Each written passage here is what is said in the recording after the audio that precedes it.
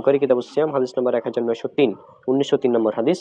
সেখানে রাসূলুল্লাহ সাল্লাল্লাহু আলাইহি ওয়াসাল্লাম বলছেন যে ব্যক্তি মিথ্যা কথা এবং সে অনুযায়ী আমল বর্জন করতে পারেনি, তার না খেয়ে থাকা আর কোনো দরকার নেই আল্লাহর নিকট। অর্থাৎ তার না খেয়ে থাকা কোনো প্রয়োজনই নেই আল্লাহর নিকট, এরকম।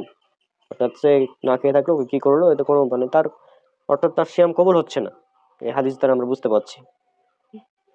তো এটি একটি মানুষের মধ্যে, মানে অনেকে মানুষ মনে করে যে রোজা হচ্ছে যে সাহারিতে খাবো আবার ইফতার করব, এর মধ্যে আমরা যা খুশি তাই করি, এটা মানে না খেয়ে থাকাটাকে রোজা মনে করছে। কিন্তু আসলে রোজা সিয়াম মানে কি, বিরত থাকা। সিয়াম মানে হবে সবকিছু থেকে বিরত থাকা। আমি না খেয়ে খাওয়া থেকে যেমন বিরত থাকছি, হ্যাঁ, ঠিক সেরকম আমি চোখের বিভিন্ন খারাপ জিনিস দেখা থেকে বিরত থাকতে হবে। হাত দ্বারা কাউকে, মুখেরও বিরতি নিতে হবে। হ্যাঁ, সিয়াম হতে হবে কি, হাতের সিয়াম, চোখের সিয়াম, পায়ের সিয়াম, পেটের সিয়াম, লজ্জাস্থানের সিয়াম, সবকিছুরই সিয়াম আমাদের পালন করতে হবে। তাছাড়া সিয়ামের উদ্দেশ্য পূরণ হবে না।